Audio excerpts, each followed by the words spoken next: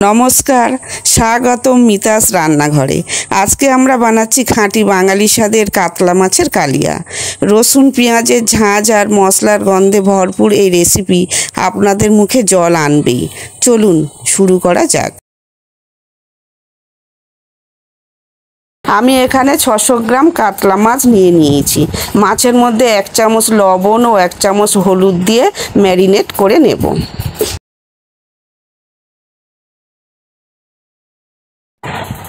15 মিনিটের জন্য রেখে দেব।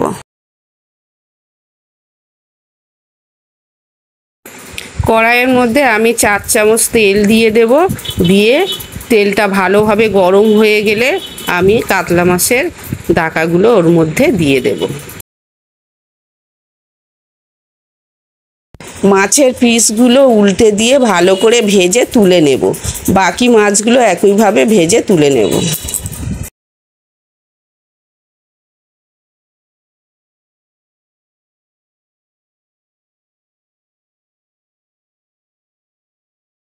আমি তেলের মধ্যে দেবো 2টো তেজপাতা, 2টো গোটা এলাচ, দারচিনি ও লবঙ্গ দিয়ে তার মধ্যে আমি কিছুটা গোটা পেঁয়াজ দিয়ে দেবো।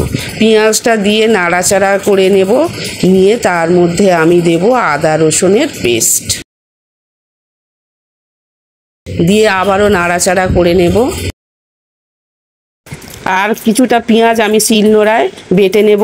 আদা রসুন কাঁচা লঙ্কা টমেটো এইভাবে আমি বেটে নেব। পেঁয়াজটা ভালোভাবে ভাজা হয়ে গেলে ওর মধ্যে পেঁয়াজের পেস্টটা দিয়ে দেব। টমেটো কাঁচা লঙ্কার পেস্টটাও ওর মধ্যে আমি দিয়ে দেব।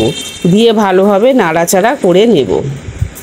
এদিকে একটি বাটির মধ্যে 1 চামচ কাশ্মীরি গুঁড়ো লঙ্কা, 1 চামচ জিরে গুঁড়ো, 1 চামচ হলুদ গুঁড়ো, 1 চামচ লবণ দিয়ে আমি জল দিয়ে মিক্স করে নেব।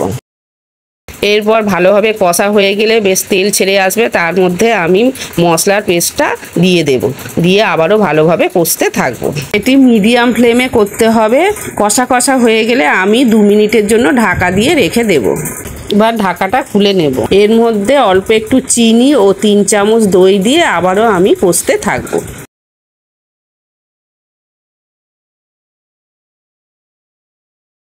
আগে থেকে গরম করে রাখা জল আমি এর মধ্যে দিয়ে দেব।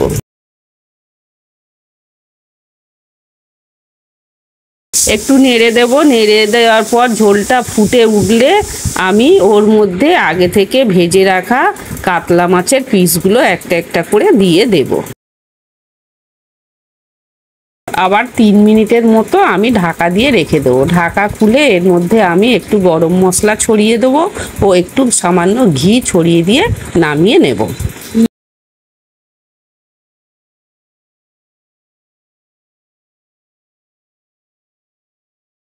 তাহলে এভাবেই বানানো হলো সুস্বাদু কাতলা মাছের কালিয়া। রেসিপি ভালো লাগলে লাইক দিন, শেয়ার করুন আর অবশ্যই মিতাস রান্নাঘরের চ্যানেলটি সাবস্ক্রাইব করতে ভুলবেন না। পরের ভিডিওতে আবার দেখা হবে নতুন রেসিপি নিয়ে। ধন্যবাদ।